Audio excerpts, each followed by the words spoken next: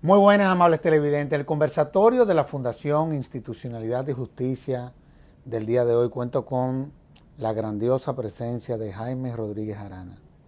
Profesor, en nombre de la Fundación, les agradezco una vez más que haya correspondido a la invitación a este conversatorio de su fundación, la Fundación Institucionalidad y Justicia. Usted es uno de los profesores asociados a nuestra fundación, así que muchísimas gracias. El agradecido soy yo. Para mí es un gran placer volver a estar con ustedes en esta fundación tan importante para el país y que tanto promueve el estudio del derecho. Y recuerdo, como si fuera ayer, y han pasado 5 años, el evento tan relevante que tuvimos en el país, gracias a la Fundación Finjus y gracias a la Asociación de Derecho Administrativo Dominicano. Claro, que la preside el hoy embajador de España, del Reino de España, el licenciado Rodríguez Huerta, el buen amigo Olivo. Así es. Bueno, de todos modos, yo quiero que hablemos un poco sobre, usted es uno de los más connotados administrativos en Iberoamérica. Es presidente inclusive del Foro Iberoamericano de Derecho Administrativo. Y hay un tema que está en boga en todo lo que es la visión de los administrativistas, digámoslo así. Y es todo lo que tiene que ver con el control de la jurisdiccional de la función administrativa del Estado. ¿De qué es de lo que se trata eso? Pues es una materia no solamente que está de rabiosa y palpitante actualidad, sino que es una materia que hunde sus raíces en la propia historia del derecho público. Claro. Porque el derecho público nace como una forma de limitar un poder que tiende a salirse de los cánones y que tiende a salirse de los límites. ¿Es autoritario el derecho administrativo? Bueno, nace como autoritario, sí, nace como autoritario. Nace como autoritario porque nace en un periodo muy concreto de la historia, en la Revolución Francesa, y efectivamente... No, y que procuraba someter al orden a la administración. Sí, también.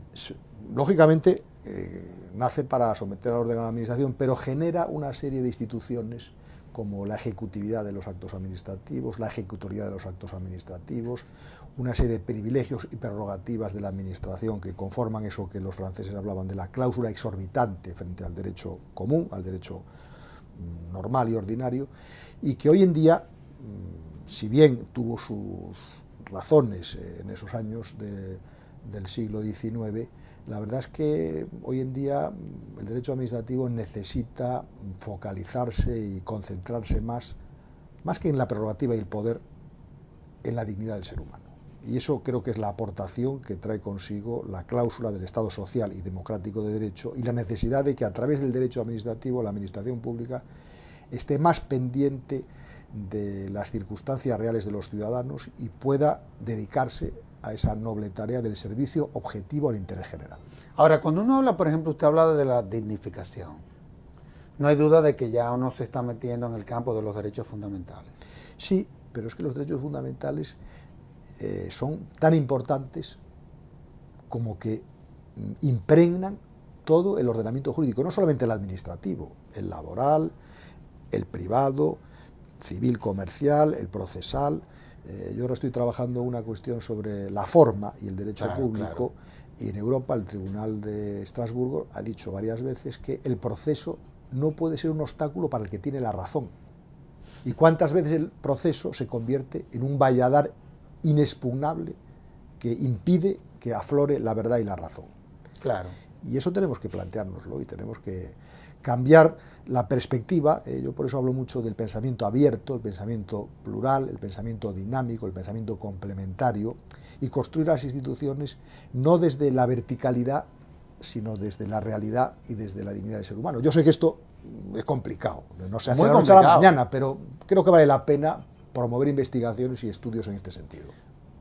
Claro, porque uno, por ejemplo, de los grandes retos, por ejemplo, cuando hablamos de derechos fundamentales, muchas veces, evidentemente que están plasmados, yo diría ya que en todas las constituciones. Así es. El tema es, y el reto es cómo garantizarlo. ¿Cómo desde la visión administrativista tú puedes garantizar esos derechos fundamentales? Yo creo que ese sería el reto. ¿Cómo poder lograr eso? ¿Con una buena administración sería? Sí, sí. por una parte con una buena administración y luego con un buen control judicial de la actividad administrativa. Con una buena administración que realmente esté impregnada de lo que es defender, proteger y promover los derechos fundamentales de la persona. No solamente los individuales, los clásicos políticos y civiles, sino los que son sociales, que algunos son de naturaleza fundamental. Y eso supone un cambio cultural y de planteamiento del funcionamiento de la administración. Y luego, evidentemente, esa actividad de la administración, expresa, tácita, presunta, operaciones materiales, vías de hecho, claro, todo lo que produce la administración por acción o por omisión tiene que poder ser controlado por los tribunales, eliminando los focos de opacidad, eliminando los espacios de impunidad, los espacios de oscuridad, y esto es complicado porque requiere un poder judicial independiente y que pueda tener autonomía para su trabajo. Ahora, yo no quiero plantearlo como una quimera, porque no es el caso. Yo sé que estos son procesos. Claro. En donde efectivamente uno se traza metas sobre la base de lo que son las aspiraciones, desde la sociedad, desde las instituciones, en fin. Pero vamos a analizarlo como proceso. ¿Qué diferencia hay desde el punto de vista de la visión administrativista entre el Estado liberal y el Estado democrático, social de derecho, en fin? ¿Cuál es la diferencia con un tanto como para que los televidentes entiendan que esto va evolucionando y que hemos ido quemando etapas? ¿Es así? Es así, es así. Y efectivamente el derecho administrativo no es el mismo el del Estado liberal que el del Estado social y democrático de derecho, porque el Estado liberal, el funcionamiento del aparato público estaba determinado o estaba abocado a no intervenir. Claro. Y por lo tanto era un observador pasivo de la actividad social. Y hasta cierto punto tenía su razón de ser. Lo que ocurre es que con la llegada del Estado social y democrático de derecho, entonces la administración ya no es un convidado de piedra en el proceso, en el sistema político, económico, sino que tiene una participación e interviene en la vida social. ¿Cuál es el problema? Ahora que también celebramos, y yo estoy dedicado a estudiar, y lo hago con mucho gusto porque es un pensador que me parece muy atinado, a Friedrich von Hayek. Estamos celebrando el 25 aniversario de su fallecimiento. Y él hablaba de que la intervención tenía que ser de tal manera que garantizara la libertad. Wow. Porque ese sentido de la intervención pública no es el control social por el control social para, digamos, tener una capacidad de comprar los votos, no. La intervención está para fomentar la libertad, yo llamo solidaria, de las personas. Y claro, él decía, tanta intervención como sea imprescindible y tanta libertad como sea posible. ¿Esto qué quiere decir? Que el aparato público, el Estado social y democrático de derecho, que tiene una mayor presencia sobre la vida social, en lugar de ahormarla o conformarla unilateralmente, tiene que respetar la pluralidad y la vitalidad que está en la misma vida social. Y eso no es fácil, porque la tentación del control es continua en todos los ordenamientos, en todos los países, y esto está dando lugar, yo creo que en buena medida está en la base de la crisis económica y financiera que hemos sufrido, en parte seguimos sufriendo, hace ya algunos años, 2007, 2008, que sigue coleando y que plantea también, entre otras cosas, que efectivamente esa función de intervención sea una función dirigida a la protección, defensa y promoción de los derechos fundamentales de las personas. Ahora, la verdad es que aquí se da un dilema complicado. Por ejemplo, la mayoría de nuestros estados son autoritarios. Muchas veces inclusive hasta por lo que ha sido su propia génesis. Por ejemplo, América Latina nos conquistaron, pero sucede que existía la figura del gobernador que lo concentraba todo. Y no se crea, eso de una u otra forma todavía vive. Claro, pesa. Y pesa. Y pesa, y está presente. En muchas de nuestras instituciones. Claro. Pero ¿qué pasa? El derecho administrativo, que a la vez es autoritario, ¿cómo se da esa confrontación? Claro, es una pregunta delicada y complicada, porque efectivamente... Pero es una realidad. Sí, es una realidad. Por eso yo cuando en las clases a los alumnos les hablo de lo que es el derecho administrativo, les digo, el derecho administrativo es el derecho del poder público para la libertad solidaria de los ciudadanos. Wow. Pero eso es filosofía también. Bueno, pero es que la filosofía, ahora cuando me habla de la filosofía, hace unos meses estuve en una provincia argentina, en Salta, en un encuentro muy interesante entre filósofos, constitucionalistas y administrativistas. Ay, Dios mío. No, pero es que es un encuentro muy altamente explosivo también, pero se hizo un símil y una figura que yo la comparto y que te la explico así muy telegráficamente. Y los telespectadores nos van a entender perfectamente. Vamos a imaginar que se va a hacer un edificio, construir un edificio. ¿Un edificio por dónde se empieza? Por los fundamentos, claro, la zapata. Pero luego el edificio hay que levantarlo. Totalmente. Y tiene que haber un arquitecto que hace el diseño del edificio. Pero el edificio, ¿qué necesita también? Que la luz funcione, claro. Que la electricidad corra, que haya unas buenas escaleras, un buen ascensor, un buen garaje. Entonces, el filósofo, ¿qué hace? Pone los fundamentos. El constitucionalista, ¿qué hace? Es el arquitecto que diseña. Y el administrativista es el que le da vida al edificio. Bueno, pero es que eso es fundamental, porque si perdemos de vista la filosofía... Pero, profesor, no hay duda de que usted es un administrativista. Sí, pero me gusta la filosofía y procuro en mis clases y en mis conferencias... No lo digo porque frente a ese debate que se da entre los constitucionalistas y los administrativistas, en donde ya los administrativistas han llegado a la conclusión de que el derecho administrativo es el derecho constitucional concretado. Es así, a ellos no les gusta mucho los constitucionalistas, pero es una realidad. Bueno, pero tenía que gustarles. Hay quienes tienen la tesis de que el derecho administrativo resuelve los problemas que crean los constitucionalistas. Sí, es una manera de verlo. Yo no lo quiero meter en un problema a usted. No, yo tengo muy buenos amigos constitucionalistas y creo que la discusión acerca de cuál es más importante es una discusión bizantina que no arroja ninguna luz. Estamos condenados a entendernos. Y la verdad es que los principios, los parámetros, los vectores de la Constitución se realizan en la cotidianidad por la Administración. Claro. Si no hay Administración, no se pueden realizar esos valores, principios y criterios de la Constitución, y al revés. No, definitivamente. Entonces, creo que es una relación muy cordial, muy fructífera, y yo invito también a los filósofos del derecho y de la política para que estén presentes, porque ellos nos van a dar los fundamentos. Los fundamentos no los damos nosotros. A mí me ha gustado cómo usted está enfocando una visión que para mí yo la considero correcta, y le voy a decir por qué. Porque yo creo que a los juristas, o a los juristas no, a muchos de nosotros los abogados, nos está faltando concentrarnos con mayor profundidad en toda la visión filosófica del derecho.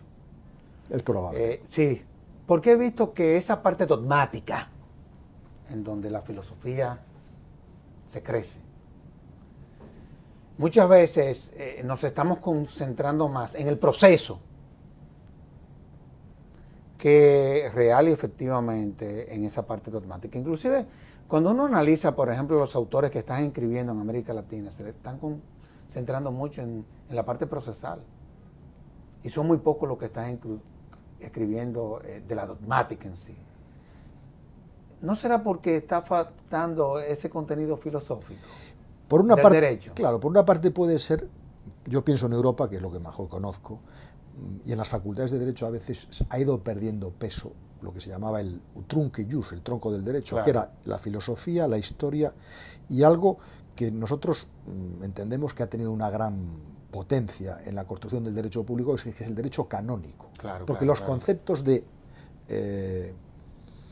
función, servicio, vienen del derecho canónico. Claro. Y hay que conocerlo. Es que ahí no hay relatividad, ¿eh? Si no, no se conoce lo que es el derecho. Y claro, yo también, además de eso, planteo otra cuestión que ahora me ocupa en mis estudios e investigaciones, como le dije, sobre la forma y el derecho, que viene de Aristóteles, la teoría ilemórfica de Aristóteles, la materia y la forma. Que ayer en una conferencia lo he planteado en términos del estado formal de derecho y el estado material de derecho. Claro, cuando prima la forma sobre la materia, lo adjetivo o lo formal sobre lo material, ¿sabe lo que pasa? Con mucha frecuencia, que se diluye la justicia. Totalmente. Pero también ocurre una cosa cuando no se tiene presente la forma y se ve solamente la materia, que entramos en el doctrinarismo, que también es malo. Claro. Entonces, ¿Cuál es el desafío? Es el equilibrio, Claro, el claro. pensamiento complementario entre la materia y la forma, que eso ya lo vio Aristóteles desde otra perspectiva, pero que yo creo que es una aproximación que tiene que ver mucho con el derecho. Ahora, Me parece, ¿eh? no, estoy totalmente de acuerdo con usted. Ahora, vamos a seguir con la filosofía y le voy a decir por qué. No, sobre todo porque es un tema que me apasiona. Porque evidentemente que, y vamos a entrar a la argumentación, Ah, que qué interesante. tiene, y usted lo sabe muy bien, desde el punto de vista filosófico, Por supuesto. un valor importante. ¿Cómo funciona la argumentación desde el punto de vista del administrativista? Le hago la pregunta. Porque la lógica del derecho administrativo es diferente, por ejemplo, a la lógica del derecho civil. En principio, aunque en principio no. Pero son principios que son los mismos. Son los mismos. Lo que pasa es en la práctica, digámoslo así, que parecería que la lógica es diferente. Uno es derecho privado, otro es derecho público, en fin. Cuando hablamos de argumentación, tenemos que tener en cuenta el lenguaje, tenemos que tener en cuenta la persuasión, Por supuesto. como una parte del proceso en la argumentación o una parte de la etapa. Pero también hay una que tiene que ver, y ahí es donde uno concluye, la que tiene que ver con el convencimiento. ¿Cómo funciona eso en el administrativista? Pues aparentemente pareciera que no tiene mucha aplicación o proyección sobre el derecho administrativo. A usted y a mí nos gusta la filosofía y me imagino que las personas que nos están viendo también les debe gustar la filosofía, porque las personas que nos desempeñamos en el mundo del derecho tenemos que tener, creo yo, algunos fundamentos de filosofía para salir adelante. Sí, pero en el caso suyo, y a mí me consta, esa pasión por la filosofía, yo creo que tiene que ver con, en el fondo, con lo que usted realmente es. La filosofía no procura convencer a nadie, la filosofía lo que procura es conocer la verdad. Buscar, descubrir la verdad, descubrirla, porque la verdad existe y está, hay que descubrirla, que no es fácil. Y a fin de cuentas eso es lo que ha sido su vida. Entonces, bueno, uno hace lo que puede, pero volviendo al tema de la argumentación, yo recuerdo, porque lo escuché hace muchos años, aunque soy joven, pero me he tenido que desempeñar en actividades públicas de hace bastante tiempo, y una de las primeras actividades que tuve fue dirigir una escuela de formación de funcionarios públicos en España. Wow. Y entonces me dijo el presidente de ese gobierno, porque dependía la escuela del gobierno autonómico, me dijo, tiene usted que trabajar esta materia y hágalo como quiera. Y entonces yo fui a Canadá a hablar con la persona que en el mundo pensé que era la más preparada. Y me dijo una cosa que nunca la he olvidado. Y me dijo, mira, la temperatura democrática de una administración se mide por la calidad de las argumentaciones de las autoridades. Claro. Y a mí eso me dejó impactado. Y por eso, en todos mis estudios e investigaciones, hay, de alguna manera, la presencia de esta reflexión. Hasta el punto que ahora que se habla mucho de la buena administración, tiene un correlato que es la buena argumentación. Porque no es lo mismo una argumentación que una buena argumentación. Porque en las normas administrativas que dicen pues que la motivación, por utilizar el término al uso en el derecho administrativo, es una sucinta relación entre los hechos y el derecho. Pero eso se puede hacer de muchas formas. Se puede hacer con 40 páginas que no dicen nada. Claro, hombre, por Dios. Pero se puede hacer a lo mejor de forma artesanal, vinculando los hechos y el derecho. Y esa tarea de la argumentación, cuando se hace de forma adecuada dentro del Estado social y democrático de derecho, aparece lo que usted decía, que es los valores, que es la convicción, que es la persuasión, la pedagogía constitucional, aparece en la forma de argumentar. Cuando está bien hecha la argumentación. Lo que pasa es que muchos funcionarios, y algunos a lo mejor nos están escuchando y dicen, bueno, sí, este señor dice cosas muy bonitas, pero no sabe que tenemos una carga de trabajo tremenda y que no podemos en cada expediente hacer una obra de arte. Claro. O también, muchas veces, el modelo político le complica al que desempeña una función pública que real y efectivamente pueda argumentar con calidad, por ejemplo, cualquier tema. Me refiero, por ejemplo, el caso del clientelismo. Bueno, claro. Es complicado. Pero fíjese que el Estado de Derecho se juega, por ejemplo, en temas tan difíciles, como es el de motivar una adjudicación de un contrato, ¿no? Me encanta el tema. O se juega en Me encanta el asuntos, tema. en asuntos tan complejos como es la argumentación de un juez contencioso administrativo. No, definitivamente. O en abrir o no un expediente sancionador a una empresa. Claro. Porque, fíjese, todas estas decisiones tienen que estar argumentadas en razones de interés general, que es el gran concepto que justifica la existencia de un derecho administrativo. Interés general, pero con un Estado democrático, es un interés general, como dice una persona que yo quiero mucho porque es mi maestro en el derecho público, José Luis Meil Ángel, claro. Siempre ha dicho que el interés general está vinculado inescindiblemente a la protección, defensa y promoción de los derechos fundamentales de la persona. Y ahí sabemos si estamos ante un interés general autoritario o democrático. Ahora, porque en la medida en que usted va respondiendo las preguntas, la verdad es que a usted le gusta provocar a uno, esa es la realidad. No, claro que sí, porque cuando tú me hablas del interés general, vamos a plantear el debate, porque hay, con relación al interés general, el interés social, vamos a hablar de eso. Sí. En la visión de los constitucionalistas, la visión de los administrativistas. Sí. Son temas muy teóricos también, ¿eh? Sí, pero son fascinantes. Ah, no, por supuesto. No, son fascinantes. A mí me encantan. Son fascinantes. He dedicado un librito a tratar de eso. Pero por eso le hago porque volvemos al principio. Y puedo estar una hora hablando de esto, ¿eh? ¿Cómo resolver la bendita cuestión? Pues yo, después de haber estudiado lo que modestamente creo que es el interés general, que es un concepto realmente inaprehensible, o como diría Habermas, inmarcesible. ¿Por qué? Porque es muy difícil definirlo.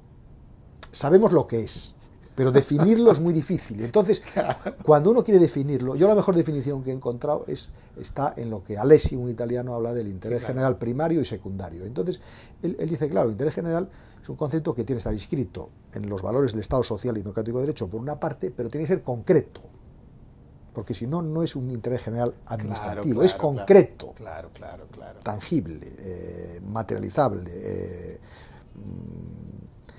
como dicen los futbolistas, ¿no?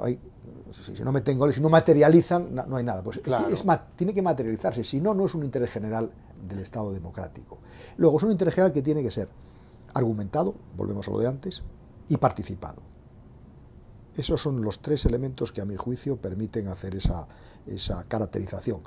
Luego, como usted muy bien decía, claro, ¿es lo mismo interés general que interés público? No es lo mismo.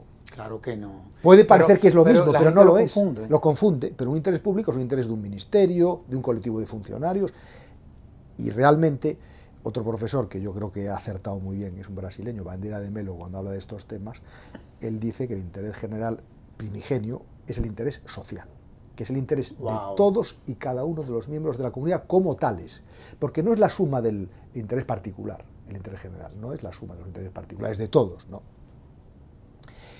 ¿De qué manera los políticos y las autoridades son capaces, en lo concreto, de tomar decisiones amparadas en el interés general? Claro, eso ya requiere un talento y requiere unas condiciones que no a todo el mundo le son dadas. Es una vocación. Es que es una vocación. Es una vocación. Yo he estado en la política un tiempo. Usted fue diputado. He sido diputado, estaba en el Poder Ejecutivo, también el Poder Judicial, y realmente me he dado cuenta que efectivamente es una vocación. Es una vocación. Porque a fin de cuentas es un servicio. Porque es un servicio al interés público, al interés general. Es un servicio. Si no se ve como un servicio, ¿sabe qué pasa? Acaba siendo, uno se sirve de él. Es un poco fuerte lo que he didicho, pero es así, ¿no? Esa es una realidad. Parte de eso lo digo yo, parte de lo que es lo que ha sido la descomposición del ejercicio de la política, digámoslo así, a nivel mundial, es que a los políticos muchas veces, o a muchos políticos, digámoslo así, porque uno no puede tener una visión homogénea de quienes hacen política en el mundo, es que no entienden que el ejercicio de la política es un servicio. Hay que tener mucha vocación para eso. Y es muy duro, muy duro. Para mí hay que tener vocación al martirio para muy eso. Duro, honestamente muy duro, porque hay que estar dispuesto a atender a todo el mundo continuamente. A dar sin esperar. Sí. Yo creo que el sentido del ejercicio de la política sería, para no caer en una frustración, o una depresión es que lo que tú no das en el ejercicio de una función pública se pierde. Sí, está muy bien visto. Esa es mi visión.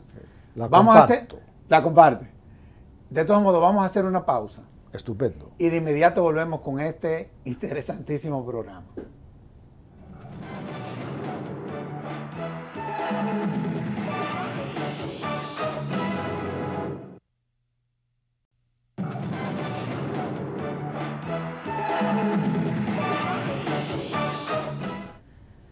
Cuando uno habla, por ejemplo, de los estados, el estado liberal, el estado social y democrático de derecho, tienen sus postulados, digámoslo así. Como en virtud de la Constitución del 2010, nosotros lo que asumimos ya fue el Estado como un Estado social y democrático de derecho. Olvidemos ya del bendito Estado liberal. Por supuesto. ¿Cuáles son los postulados de ese Estado? Pues hay muchas formas de verlos. Vamos a ver. Hay muchas aproximaciones y hay muchas tipologías. Yo personalmente manejo una en 5 elementos, que pudieran ser más o pueden ser menos, pero creo que son 5 elementos que definen bien lo que es la caracterización de este modelo de Estado. Principio de juridicidad, no legalidad, juridicidad. ¿Qué diferencia entre la juridicidad y la legalidad? A mí me interesa eso, pues mire, porque quiero que lo deje bien claro aquí. Sí, porque ese es otro debate. Pero los clásicos del derecho administrativo hablaban de juridicidad, luego pasó a la legalidad, positiva, negativa, pero la juridicidad, ¿por qué? Porque el poder público está sometido a la ley y al derecho, o dicho en otros términos, a la ley y al resto del ordenamiento jurídico. Claro. En Europa esto tuvo que ser una necesidad imperiosa que los alemanes alumbraron después de la amarga experiencia que tuvieron con el sistema nazi. Y entonces en la Constitución de Bonn dejaron esculpida una Constitución que la administración, el poder, está sometido a la ley y al derecho. Nosotros los españoles lo copiamos también. Nuestro artículo 103 así lo dice solemnemente. Qué bien. ¿Y por qué ponemos eso? Pues porque, es como lo decía antes, tiene que haber un equilibrio entre la materia y la forma. Claro. El Estado de Derecho es formal, pero es material. Y ojalá que la forma lo que exprese sea la materia. Esto, otro profesor alemán, Klein, hablaba del Estado de justicia y del Estado formal. Si no tenemos un Estado de justicia, al final todo esto es un artilugio procedimental, que no se sostiene, es más, que es utilizado en su propio beneficio por la clase tecnoestructural, digámoslo, usando una expresión sociológica. Entonces, juridicidad. Y además la juridicidad quiere decir que todas las formas de expresión del Estado, de la administración, sean actos de poder, omisiones, inactividades, actos tácitos, presuntos, operaciones materiales, vías de hecho, todo puede y debe ser objeto, cuando sea el caso, de control por parte de los jueces y tribunales. O sea que legalidad, que es lo que nosotros hablamos más, pero entendida como juridicidad. Estamos claros. Y además, nosotros en España tenemos la gran suerte de haber tenido una jurisprudencia muy clara, donde se nos dice que el sometimiento a la ley y al derecho supone que las normas necesitan un oxígeno para su elaboración, para su diseño, para su aplicación, para su implementación, para su hermenéutica, un diseño, un oxígeno que es el de la justicia. Si no, no es derecho. Claro. Son reglas, pero no es derecho. Claro. Juridicidad. Es como las reformas que no se limitan al contenido de una norma. Claro. Tú tienes que crear las condiciones para implementarla, todo lo que tiene que ver con el elemento cultural, que va en la dirección de lo que tú estás planteando. Sí, esa es una realidad. Incluso el tema de la regulación, hoy voy a dar una conferencia sobre lo que es la regulación. Para mí la regulación no es solamente elaborar una norma, es desde establecer las razones de por qué esa norma es necesaria, por qué ese objetivo se va a cumplir con esa norma y no con una reforma de la anterior, cómo se evalúa esa norma. Es un proceso dinámico. Estamos claros. Juridicidad, separación de los poderes, otro tema para hablar horas. Pero yo quiero... vamos a separación de los poderes. Bueno. Lo que pasa es que tú fuiste político. Y estuve en los 3 poderes. Sí, pero eres jurista. Por encima de todo, sí, soy jurista. Eres jurista. Cuando uno habla de la separación de los poderes, es un tanto como para edificar. Hay uno que administra, otro que controla al administrador, y bueno, hay un tercero imparcial que es que cuando se presentan situaciones es el que conoce de lo que se le somete.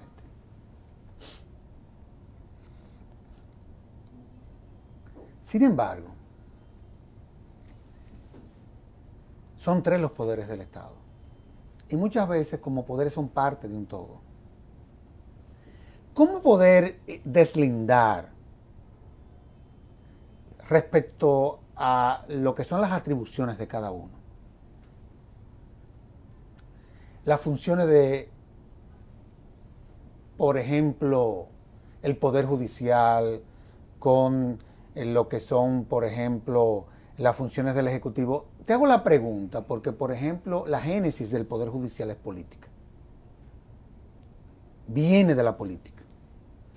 Y evidentemente de que es muy difícil, yo no digo que no sea posible, poder lograr esos niveles de imparcialidad e independencia de ese poder respecto a los otros poderes. ¿Cómo poder lograr esa separación? Una pregunta muy difícil, porque llevamos muchos años en este mundo y no se ha resuelto. Qué cosa más grande esta. Pero yo cuando decías lo de los 3 poderes pensaba en un cuarto poder que en Europa ha tenido y tiene una importancia capital, que es los partidos políticos. Claro, claro. Porque los que lo han invadido todo. Lo han teñido todo. Lo han invadido todo. Y son los que a veces han dificultado los espacios de autonomía e claro, independencia de los poderes tradicionales. Claro. Luego también hay quien dice el quinto poder, la prensa, pero bueno, vamos al tema del poder. A mí el tema del Poder Judicial me interesa mucho porque, como he sido magistrado en un Tribunal Superior de Justicia de una comunidad autónoma, me he dado cuenta de que el sistema, por ejemplo, que hay en España, en Alemania o en Francia, de selección de los jueces a través de procesos de mérito y capacidad, pues es un buen sistema. Quizá no sea el mejor, pero es un buen sistema que garantiza hasta llegar a las altas cortes que el desempeño es con arreglo al derecho y casi no hay problemas en general de interpretación de las normas y florece la justicia. Problemas cuando llegamos a las altas cortes donde interviene la política. Claro. Y este es un tema muy difícil y muy delicado, donde lo mejor es operar con equilibrios. Y la pregunta es, ¿qué pasa cuando en un país hay un partido que tiene la mayoría, y la mayoría absoluta, y que puede imponer, a través de los consejos de los poderes judiciales, que la Corte Suprema o la Corte Constitucional estén compuestas de una determinada forma? Por ejemplo, yo lo digo con pena, pero lo digo porque yo soy un profesor y digo las cosas y me importa muy poco si alguien se puede molestar o no, pero en mi país, en el Tribunal Constitucional, cuando hay un tema determinado, la gente dice, bueno, aquí se van a alinear los que han venido del grupo A contra los que han venido del grupo B, y van a hacer como una especie de parlamento. Claro, claro, claro. Y dice uno, bueno, pero aquí ¿qué se busca? ¿La justicia o qué se busca aquí? Entonces es un tema es un tema muy complicado. Muy, muy complicado, pero nuestro primer Tribunal Constitucional, sin embargo, fue muy bueno. ¿Por qué? Porque los partidos buscaron a los mejores juristas. Eso pasa siempre, ¿eh? Y ¿sabes lo que pasa también? En Alemania, por ejemplo, el Tribunal Constitucional ha gozado desde su nacimiento hasta este momento de algo que es, para mí no tiene parangón, y es que cuando hacen sus sentencias sobre temas polémicos, el pueblo se adhiere a esas sentencias. Claro, claro, claro. Porque es el sentido común jurídico. También por lo que ha sido la trayectoria y es del Tribunal importante, Constitucional alemán. Y es importante que en estos lugares estén los mejores. Sí, claro, claro. Yo comprendo que esto puede haber quien no le guste, pero oye, yo como español, ¿qué quiero? Quiero que los mejores juristas estén en el Tribunal Constitucional. Claro, quiero que los mejores economistas estén en las comisiones reguladoras. Además es un principio de la función pública, la meritocracia, o sea, en fin. Ahora, sigamos con los postulados, porque hay uno que a mí me encanta, quizá, qué sé yo, cada quien tiene su forma de ver la vida, pero me encanta el de la dignidad humana. Amigo, ahí sí que vamos a entrar a un tema muy central, muy central. Que es el que separa muchas veces al Estado liberal del Estado social y democrático de derecho. Sí. Es el que le da en la madre. Y además es que es un concepto que no solamente es filosófico y ético, que lo es, sino que yo personalmente considero que es un concepto jurídico, en su sentido más auténtico, que produce efectos jurídicos, la dignidad, porque si no produce efectos jurídicos la dignidad, ¿qué produce efectos jurídicos? Y por eso yo tengo una expresión que la he ido construyendo con el paso del tiempo, después de muchas lecturas, que es una expresión fuerte, Pero no me importa hacerla porque creo que refleja muy bien lo que quiero decir, y es que la dignidad humana es un concepto de tal calibre y relieve jurídico que se levanta, se yergue, soberana, omnipotente y todopoderosa frente a cualquier embate o intento del poder político financiero por eliminarla. Wow. Yo sé que esto es una frase fuerte, pero a renglón seguido digo... Pero es lapidaria, ¿eh? Es lapidaria, pero a renglón seguido digo. Entonces quiere decir que, como es un concepto central del derecho, es el derecho mismo es eso. Al final, la justicia, ¿qué es? Dar a cada uno lo suyo, que es que la dignidad sobresalga por encima de todo. Pues quiere decir que las categorías y los conceptos y las instituciones del derecho, pero del derecho público y del derecho privado, tienen que levantarse y construirse desde esta atalaya. Y esto es el gran desafío que tenemos ahora los juristas de este tiempo, porque ¿qué vemos en el mundo? Pues uno pone un telediario y ve expresiones xenófobas, expresiones terroristas, expresiones demagógicas, populistas de un lado o de otro, y dice, bueno, ¿y quién piensa aquí en el ser humano en concreto? Claro. Y el derecho tiene una vocación, una tradición de lucha contra las inmunidades, contra la injusticia, contra la cosificación de las personas. Y esto es una tarea que nos concierne a todos, y el derecho administrativo muy particularmente. Y eso que el derecho administrativo hasta hace muy poco tiempo era una rama del derecho vista por mucha gente como es un rollo de facultades, atribuciones de los entes públicos. No. Ahora el pleito con la administración. Claro. Ahora el pleito con la administración. Y hay que cambiar el chip y la clavija y comprender que la administración no está para garantizar el poder por encima de todo, a pesar de que tenga instituciones que lo puede hacer, está para garantizar la libertad por encima de todo. Claro.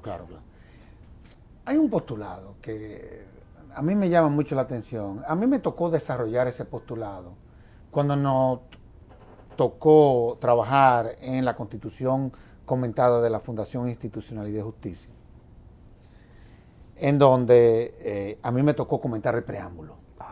Qué bueno. Y me refiero el de la solidaridad. Es que es otro ese elemento, es otro rollo, otro tema, ¿eh? Sí, es otro rollo. Se confunde mucho la solidaridad, ¿eh?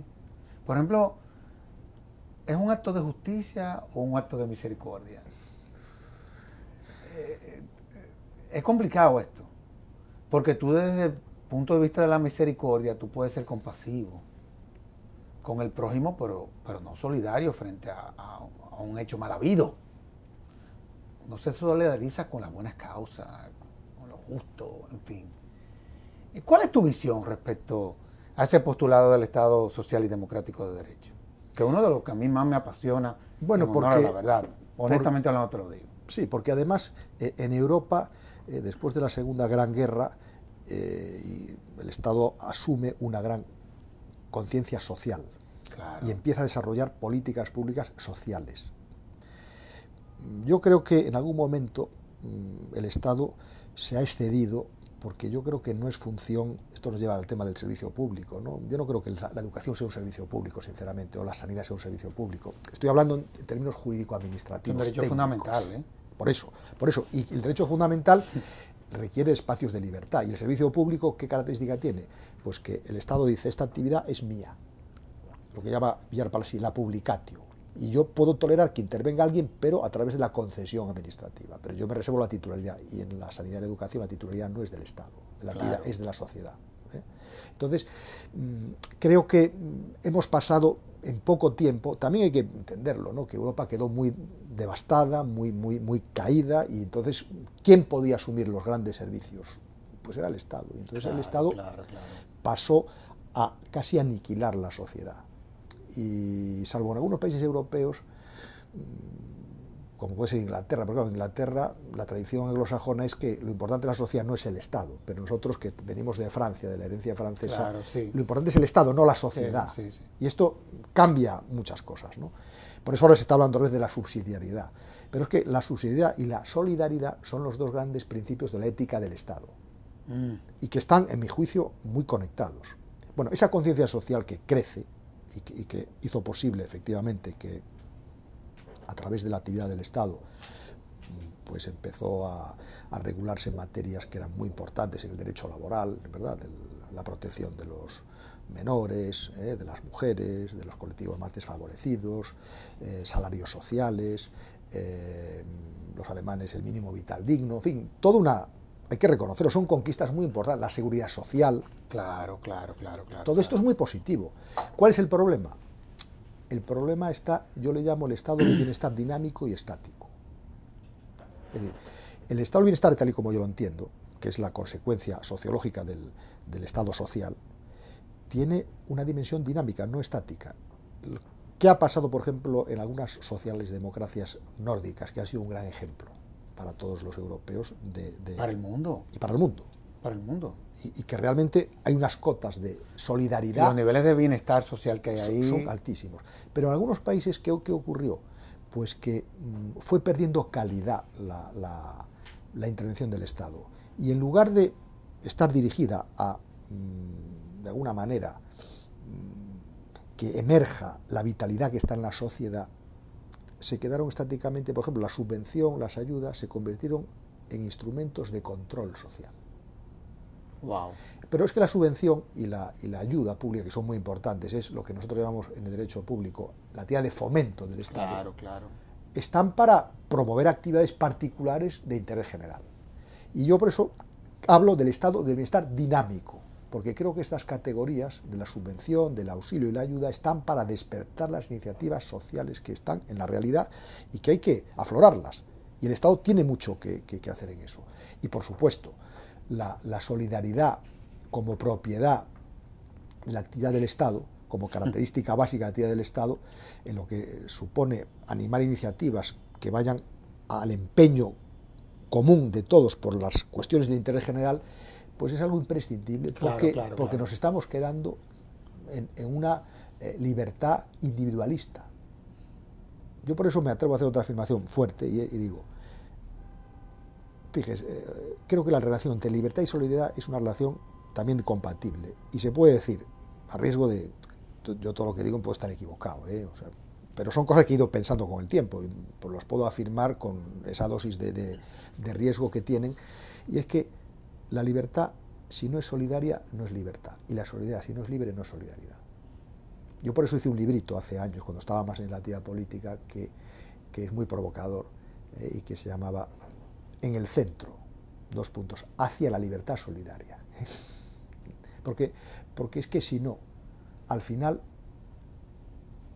pues la libertad, si no se pone en juego y si no se conquista todos los días, porque hay que conquistarla, la libertad no es un regalo que se recibe una vez y para siempre, hay que conquistarla todos los días. Y la solidaridad lo mismo, porque nos hace salir de nosotros mismos para ayudar a la comunidad. Claro.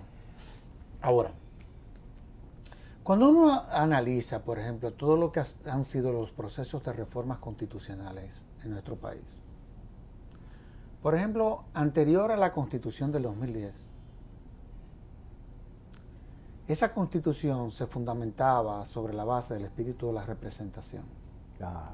Obviamente estábamos en el Estado liberal.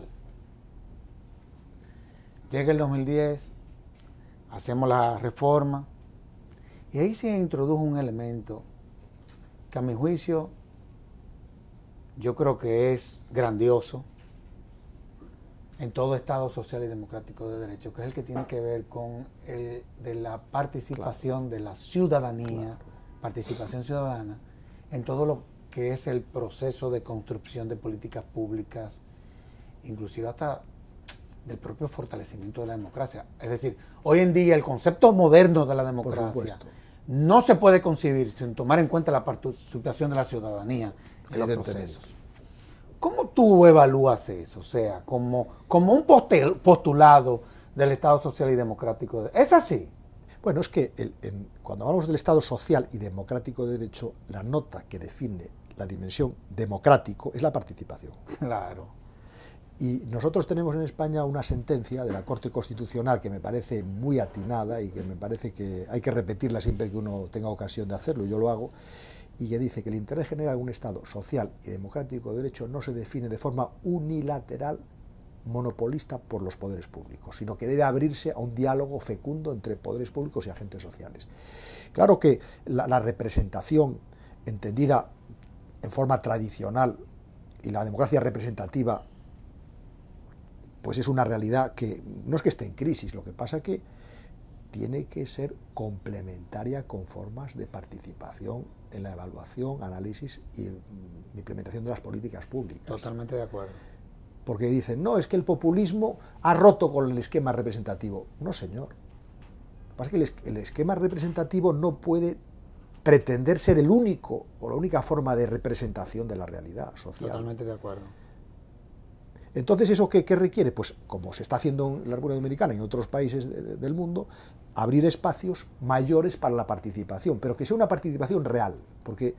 Y responsable también. Y, por supuesto, responsable. Vamos a estar claros. Real y responsable, porque o sea, a veces, bueno, nos encontramos, lo que dice mi amigo Alan Bruer Carías, que sí, que hay ONGs y OMGs. No, y las cosas que le exigimos a quienes ocupan posiciones públicas también nosotros tenemos que asumirlas desde la sociedad. Pero yo, por ejemplo, y esto que digo no lo hago por quedar bien contigo ni donde estoy, sino que a mí me admira que en un país como la República Dominicana haya una institución como esta, que es un catalizador y que es pues una institución que articula la sociedad, que es plural y que permite que el país disponga de un espacio y de una instancia donde se pueda hablar con libertad y donde se pueda llegar a acuerdos y donde se pueda... Bueno, eso yo como español tengo una sana envidia de que haya instituciones así, porque nosotros no tenemos, ¿eh? No tenemos. Jaime, es increíble, tenemos una hora hablando. Bueno, pues nada. Y se me quedaron muchos temas. Por ejemplo, a mí me hubiera gustado hablar sobre los derechos que integran una buena administración, que sea un tema que tú manejas. Para otra vez. De manera magistral. Y también me hubiese gustado hablar de la ley 107-13, sobre todo los puntos que se tomaron de la Carta Iberoamericana, en fin, son tantos temas que uno puede conversar contigo, que la verdad es que uno aprende, sobre todo cuando uno encuentra a alguien que sabe conversar. Sin embargo, no podemos dejar de citar el Foro Iberoamericano que se va a celebrar en octubre. ¿De qué es de lo que se trata? ¿Cuáles son los temas? Y apenas nos quedan 2 minutos, pero quiero que este programa sirva para promover probablemente la actividad jurídica de mayor trascendencia e impacto que se va a celebrar en este país durante este año. Pues con mucho gusto, porque hace 5 años tuvimos un gran evento en este país, también gracias a Finjus y a la Asociación 52 Dominicana. Profesores trajimos aquella vez. Esta vez vamos a traer 56. Pues miel sobre hojuelas. Y además, por lo que he comprobado cuando entrábamos a la entrevista, en el día de hoy ya ha habido una reacción muy masiva de personas. Eso es impresionante. Para mí eso es impresionante. Eso ya es un augurio de lo que va a pasar en el mes de octubre. Y nosotros estamos como foro muy agradecidos, porque fue una experiencia fantástica la de hace 5 años y esta va a ser todavía mejor. Y sí, vamos a tener, como solemos hacer, 2 partes. Una académica de los profesores. Claro. Y otra, el ágora que ustedes realicen. Para nosotros es muy importante. Ya hemos elaborado todos los trabajos. Para mí eso es fascinante, la verdad. Es muy intenso. ¿Qué tema van a elegir entre ustedes? Bueno, ya está elegido y los profesores ya han enviado sus trabajos y se van a mandar a la dicho imprenta. Dicho sea de paso, ¿va a haber una publicación? Sí. Estamos entregando el libro el día de viernes. Es un libraco, porque tú lo sepas. 1600 páginas. Ya lo sé. Luego, igual salen 2 tomos o como se... Olivo y yo estamos preparando ya la presentación de lo que será la obra. Qué bien. Y este año el tema es la contratación. Wow. El tema de los profesores, la contratación. Desde cómo hay que elaborar los pliegos, que es un tema, porque yo siempre digo, una buena administración de un contrato depende de que los pliegos, las referencias sean claras y estén bien elaboradas. Que muchas veces hace falta esa claridad en los pliegos. Si no, y claro, como sorprendentemente, como personas que nos ven saben, es que la administración tiene la prerrogativa de interpretar las cláusulas oscuras que ha puesto la propia administración, con lo cual eso es abracadabrante. Claro. Entonces vamos a estudiar porque la contratación es un proceso dinámico, desde las referencias, la licitación, la publicidad y la concurrencia, y luego la ejecución del contrato, porque los problemas vienen muchos en la ejecución del contrato. Y vamos a ver la potestas variandi, cuándo se produce, cómo se produce, porque eso es un poder que tiene la administración que a veces se utiliza de forma extemporánea y abusiva. Y luego vamos a hablar también de cuestiones sobre los principios de la contratación. Bueno, eso son 2 días. Y luego el Congreso, que yo invito a todos los telespectadores a que los que entiendan que les puede ser útil puedan participar, que es un tema también central y medular, que es el control judicial de la actividad administrativa. Wow. Wow. Tema que se puede abordar desde la cuestión de la competencia de los tribunales, desde el objeto de la pretensión, desde las medidas cautelares cada vez más importantes, claro, hasta el problema de la ejecución de las sentencias, que es un tema... Otro tema. Otro tema. Que muchas veces inclusive se convierte en un reto. Pero no debería serlo, porque el Poder Claro Judicial no, tiene la Dios. potestad de decidir y ejecutar lo decidido. Pero muchas veces... Y no tiene medios a veces para claro, hacerlo. Pero muchas veces, y tú sabes que nuestros estados son inembargables.